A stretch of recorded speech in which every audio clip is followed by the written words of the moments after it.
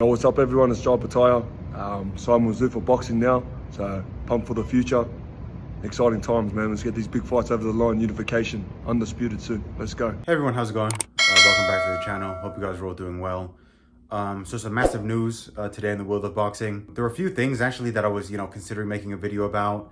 But for me, I think this was the biggest news. There was a story broke yesterday that Canelo Alvarez is going to fight in September for a world title. Also today, sounds like Virgil Ortiz filed a lawsuit against Oscar De La Hoya. But for me, this news just, broke in the last few hours or so. And to me, this is massive.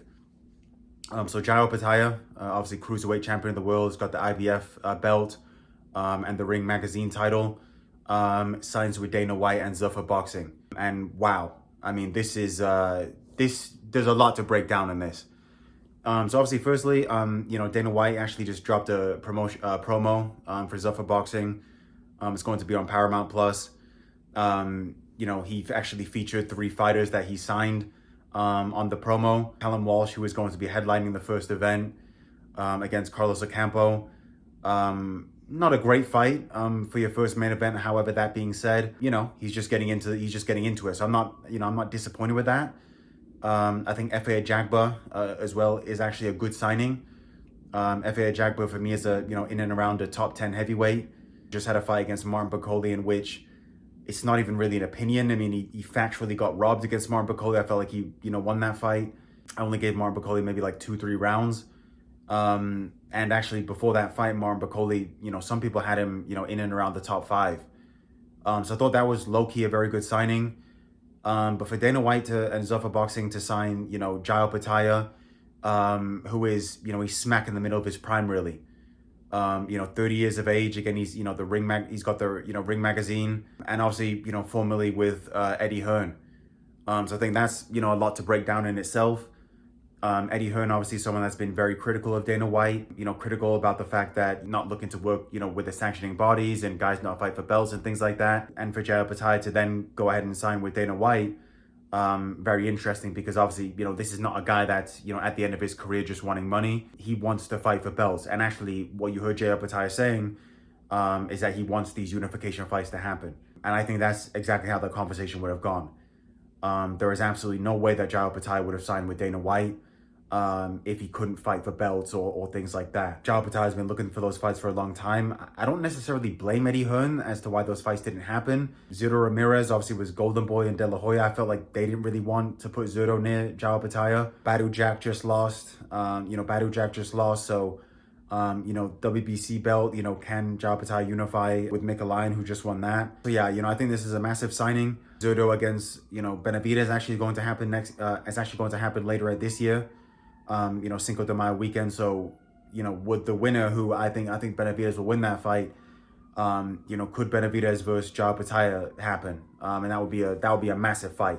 And I feel like Benavidez 100% would fight Jai Opetaia. So again, I saw the promo and to me it looked good, man. I mean, I'm not really someone that disliked Dana White. Of course, I've heard, certain things about in the UFC. I've come out and said that particular model in terms of where the promoter makes most of the revenue, and then the fighters don't get as much. I feel like that model would not work in boxing. But yeah, Jai Opetaia is not going to sign him if the money's not right. And for Jai Opetaia to, sign with him, who's obviously, new into boxing and leave, an established promoter that's got, the Matchroom machine behind it. That's obviously got, Turki Al-Sheikh behind it, years, history, things like that. To then go ahead and sign with Dana White, I think is massive.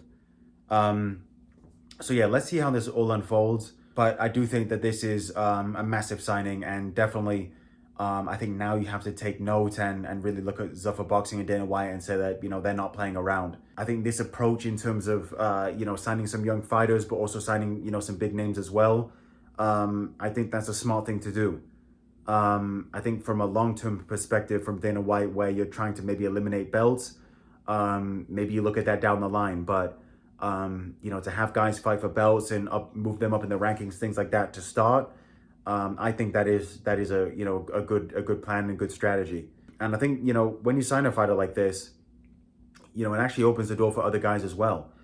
Other fighters going to see this. I mean, obviously Virgil Ortiz, has just filed a lawsuit against Golden Boy. If Virgil Ortiz, becomes a free agent, that would be a massive potential signing. Top Rank no longer have that ESPN deal. What are going to happen to those fighters?